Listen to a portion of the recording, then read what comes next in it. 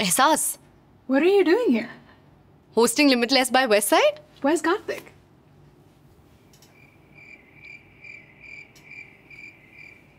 Never mind. I'll tell you what we're doing.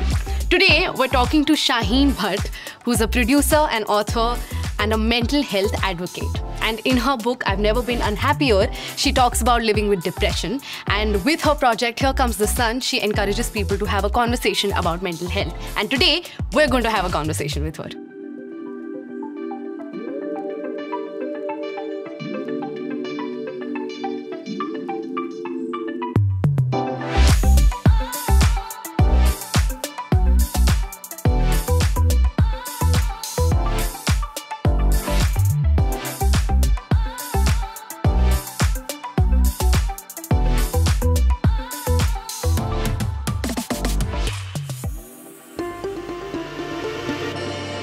Shaheen. Hi. Thank you so much for doing this. I'm so excited to talk to you. Thank you so much for having me. I'm actually very excited that you're doing this and you're like trusting me with having a conversation about everything. No, absolutely. I'm looking forward to it. You've been extremely candid about battling with depression, and you penned a post on Instagram opening up about it in 2016. And there were a few things that really stood out to me. I'm going to read it out to you. I say I live with depression rather than I struggle with it. And you've lived with it since you were 13 years old. The appropriate answer to the question, why me, is the other question, why not me? What made you talk about depression this publicly? I've been brought up in a very honest household. We don't shy away from uncomfortable things. We don't think discomfort is bad. In my house, when someone's crying, it's not like, oh, don't cry, what happened? It's like, good, get it all out. You know, like we value that because we know that there's nothing wrong with discomfort. Discomfort is transformative. It's a good thing. So it was never something that I planned on doing. It just happened. The Instagram post that you're talking about, literally, Instagram was just getting, you know, as we were all getting as obsessed with it as we are now at that point. And there was a lot of like posting FOMO, and I hadn't posted anything in a really long time. And I was just like lying in bed. I was having a shit day. Like I was having a really bad day. But I was lying in bed having like FOMO. And I'm like, oh, I should post something. And every picture that I was looking at posting was like, it was not tallying with how I was feeling. So I was just like, you know, why don't I just talk about this? It's not something that I'd hidden. It's not like I was, you know, it's not like I was coming out. It's just that I hadn't talked about it on Instagram.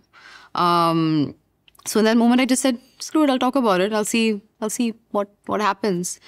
And yeah, it was insane. Like the number of messages that I got. I still get messages about that post, you know, today. Because so many people were like, yeah, I feel the same way, or I read this and, oh, I'm going to think about therapy now, or okay, I read this and I told my mom. And it's only when you actually start talking about things loudly that you realize that everyone is going through something. Otherwise, you feel like it's just me. The more we isolate ourselves, the more we feel like, oh, this is just happening to me. It's not happening to anyone else, but that's because no one's talking about it. So as soon as you do, it's like it's a landslide of very positive feedback, actually. I didn't get negative feedback from that. Correct, because the comments that you received from the post led you to write your book, Never Been Unhappier. Yeah. How important was it for you to write that book? I got approached by my publisher, by Penguin, to write the book. Initially, I was like, I wasn't sure. You know, I hadn't written a book before, so I wasn't sure if I'd be able to do it, number one. But then I was like, look, I've done one Instagram post, and this is the kind of, you know, response I'm getting to it. If I write a book, it'll hopefully reach more people. And then I get to actually tell more of the story. I get to talk a little more about it. Like the awareness can be larger than it is now. And like I said, I've just grown up in a family where we don't think too much about being candid or being honest. It's just something that comes fairly naturally to us. So I was like, yeah, I'll give it a go. Let's see. It is also so refreshing to hear you say that, you know, your family has been very open about not shying away from how you're feeling. And like you said, they're not like, don't cry or kyun ro rahe ho. They say ki jao ro lo, man halka hota. That is what my mom also says. That whenever I'm crying, she will never stop me and she will be like, don't cry. She's like, cry it out. This is going to make you feel better. You've been battling with depression since you were 13, but you were actually diagnosed when you were 18. You know, honestly, this is completely my opinion. When you're 13, you don't really understand, okay, something's wrong with me, or I'm just feeling a certain way. Firstly, who did you go to? Who was the first person you went to and said that this is like something's bothering me? I mean, the first person that I talked to and said I think I need to like figure out what this is was my mum. But like my best friend and I would kind of talk about the fact that I was, and I think the thing is, through your teenage years, especially girls, I feel like a lot of girls deal with, you deal with teenage angst, and like there's some version of teenage angst that is like, there's a depressive quality to it. So a lot of teenagers kind of go through it. So she was also kind of going through that. Hers eventually, my best friend, hers kind of tapered away, mine stayed. It didn't go away, and mine seemed to intensify. So I finally spoke to my mom about it, and I was like, listen, something's not right, and the Shaheen plan is not working.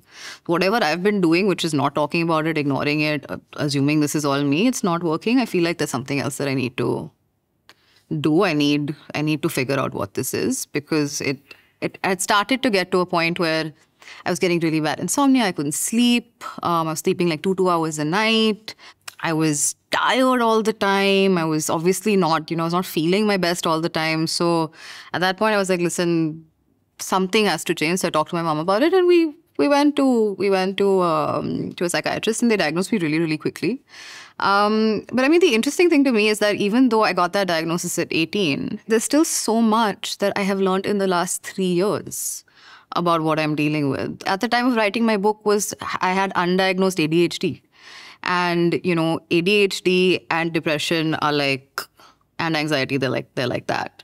So just realizing that, I was like, oh my God, like there's facets of this that I didn't even notice, like despite going through this process, like starting, which is a really long time ago, it took me until like literally like last year or a year and a half ago to go like, oh, this is other thing that I have, and this other thing is probably what's causing this or making this thing worse. So it's evolving. The journey is constantly evolving. It's like, it's wild. Because you also said that you don't really overcome it. You learn how to deal with it, learn how to manage it. Yeah. Do you know that you've identified your triggers?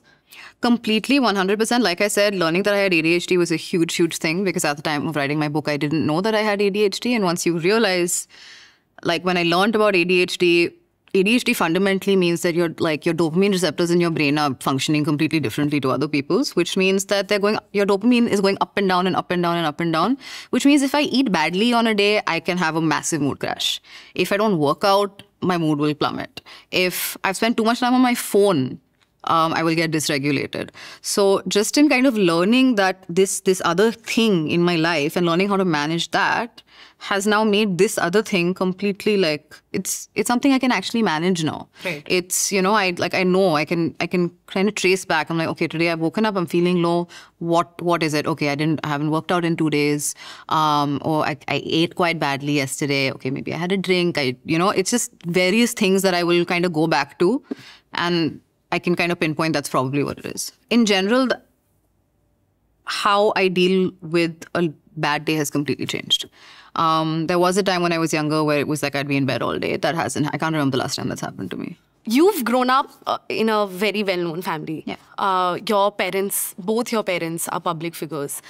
How has that impacted your mental health as a child? Not at all. Honestly, I feel like, talking about like, I didn't grow up in the public eye. I feel like I'm in the public eye. You know what I mean? Like when I was growing up, there was no social media, which was a huge thing. There were no cell phones. If there was something like media, and there was no pap culture, media would just be at events and you would have to go to the event to get photographed. If there was something written about your family, it would be in whatever monthly magazine was coming out, or in the newspaper. And you would never hear what anyone said about it. Like if somebody read something about you, they talk about it at their lunch or on their walks with their friends at their home. And that would never come to you. You are never going to hear about it. But today, that's not the case. Today, people are like actively seeking you out. Even if you're not on social media, it's impossible to not be on the internet. It's impossible not to see what people are saying about you. So I feel like public eye has happened now in the last, 10 or 15 years. I feel like I grew up we grew up out of that completely. My life was like going to my dad's film sets or watching him work. We were not at parties and things like that. It was very different. But like you said, now you feel like you're in a public eye. Does it make any difference to your mental health? I think initially it did. I think like at the start, and the reason that I'm more in the public eye now is also because of my sister. My sister is, hugely successful at what she does. So automatically, the spotlight basically like grows wider, right? It was my father, Pooja, my mom, and it was this big. With Ali, it's gotten that big, and then it kind of keeps growing from there. So the bigger the spotlight gets, the more light then falls on the people kind of around it. So that's what. I feel like that's what has happened. Initially, it was just, I think it took a lot of getting used to because, like I said, we didn't grow up that way. And then suddenly there was social media. Yeah, I mean, there's just a lot more access, I think. And now I don't feel like it affects me in that way. I'm an introvert. I like to stay home. I don't go to a lot of like things that, like I said, I don't do interviews a lot either. I prefer not to. I'll do them once in a while if I'm like in the mood. But I found a comfortable space with it. I feel like I'm more watching the other people in the public eye from like the periphery a little bit, You brought up your sister Alia, and I mean, we see the relationship that you both share. You're both each other's cheerleaders, but now you're also working together. Like you have a production house together. Firstly, congratulations for Jigra. I'm very, very excited for it. You're a producer on it. How is it working with your sister? It's fun, man. I get to spend, she's my best friend. I spend, I spend as much time with her as I can on a normal day. This way we spend more time together because, it's like now not just us interacting on a personal sister level. It's like we're business partners. We're still finding our way. This is new to both of us. It's exciting. We're a team of just women, which is, something that just kind of happened. But it's like, I don't know, it's just one of those things that I looked around the room when we were in a meeting a couple of like days ago and I was like, oh, this is cool. It's just like, it's literally just women in this room. And that just made me feel really good for a second. But yeah, it's fun. We're like finding our footing and just enjoying ourselves. Yeah. I get it because my mom's also an actor and there were times where, there's an ad or like a series that we both cast in together. And when we're together, when we're shooting, she's giving me cues and I'm like, whoa, this is so weird. Like my mother's giving me cues. This is ridiculous. So I get what you're saying. Yeah. Like it's fun at the same time. I really look forward to it. And it's also nice to have like your family around and who you're so comfortable with and you get to share a working space and a successful working space. Tell me more about Here Comes the Sun. So Here Comes the Sun is a kind of online initiative that I started. Basically, I mean, the idea is, in talking about mental health is to continue spreading awareness to whatever degree that we can, right? Because I think on one hand, what I'm really, really happy about now is that there's so much information, access to information out there, which I didn't have when I was growing up. If at 13 years old, I'd had access to the kind of information that we now have access to, I would have probably arrived at a lot of places a lot sooner because I would have known what was happening. So on one hand, I'm really glad that there's that information, but also there's a lot of information. So you don't really know sometimes where to go. So I think the idea was to, create a space where I could push awareness and push the right kind of awareness. And the idea with Here Comes the Sun is to do a lot more. The idea is to build a community with it. But I think it was just important for me to kind of continue the process. It's not like, oh, I've talked about it once and it's done. I wanted to kind of continue the process in whatever way that I could. So that's kind of like an ongoing awareness campaign that I have going on set. Lovely. I love that, there's so many options out there and you don't know which one is the right one to go to. And you're helping people out with that. I think it's a great, great initiative. Back to I've Never Been Unhappier. You've been very candid about it in the book. And what was your friends and your family's reaction to it? Because were there some things that they did not know about and they read it in the book and then you had a conversation? Yeah, I don't think I ever really talked about it to anybody, honestly. And I mean, also to be very honest, the thing is when you're writing a book, you're writing it for maximum impact. I'm writing very specifically about my worst days. Now, 99% of my days might not be that bad. I'm writing about the 1% bad. So also if you read my book, it's hard to read because I'm writing about the worst part of it. It can be very intense. So yeah, I don't think I really talked to people about what those bad days were really like. Because when you're going through a day that bad, that's the hard thing. Talking about it is the hard thing. Ironically, it's the thing that will make you feel better. But it's the hardest thing to do, to talk about it. And once you're kind of through, you're just like, I don't want to go back there. So why would I talk to anyone about it? So yeah, I mean, I think they were family, friends, all of them were, I wouldn't say surprised, but I guess they didn't know. I guess they didn't know the extent of some of those days. But very supportive. I mean, a lot of people, I got mixed reactions when I was like, I'm writing a book about this.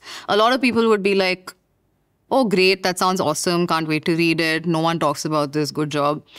There'll be a lot of people also who will be like, are you sure you want to do this? Like, isn't it too much? Aren't you oversharing? And it never occurred to me that I was, because again, I just don't feel like it's anything to be ashamed of. Like, I don't see it as weakness. I don't see it as something that I shouldn't talk about. So I'd say largely positive responses, but I also got responses from people like, are you sure you want to do this? But when you were writing about these things, and it's okay if you don't want to answer, but like when you were writing about this, like you were going back to your bad days while you were writing him. So was there any sort of a trigger, or like was it difficult for you to pen all of this down? Yeah, I think so. I mean, the other interesting thing was like what I realized in writing the book is that it was actually quite hard to remember, like the bad things. Now I know it's also because of ADHD, so memory is generally a little iffy for me. But also, like I said, when you have a bad thing, you put it away, right? You want to block it out. You don't want to hold it like really front and center in your mind. You want to put it away. So a lot of times I had to really sit down and kind of rack my brain and think about the stuff that I went through. And then the thing that was challenging was I had to find a lesson in it, because I can't just write a book about something like this and not somewhere look for not only what it has taken away from me, but what it has maybe given me. So it was initially quite hard to do that, but I think I did find that ultimately, as challenging as this part of my life has been, it's also made me who I am. It's also given me a lot more than I realized it has given me. It hasn't just taken away. So that was ultimately, I think, a really, really cathartic place to get to. You also said that writing has been very cathartic for you. I've never been unhappier. It came out like, I think 4 years ago. It's almost been 4 years since. Yeah. So are you planning to write another book? I'm planning. I have been planning for a while. Like I said, I've learned a lot more since I wrote that book. I've learned a lot more about myself since I wrote that book. I think I'm way more well-versed. I mean, it's interesting to say because I wrote a book about it. You think at that point I would have been very well-versed with what I was dealing with. But I am more so now. So I feel like there's a lot of additional context that, especially in this space, that I could add. I'm planning and trying to write. So far it's going slowly, but fingers crossed. I think lots of people are waiting for it. Yeah. Please take your time, but do come up with it.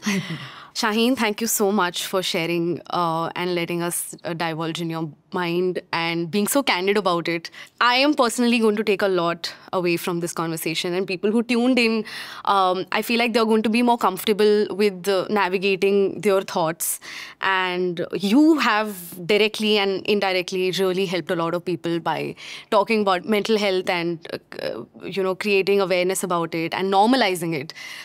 You've really, really changed lives. I had a wonderful, wonderful time talking to you. I'm really looking forward to that book and all the other things that you've planned in the future. Thank you so much. I'm so happy that I did this conversation. Like I said, I don't do a lot, but I'm really, really happy I did. Thank you so much. Yay.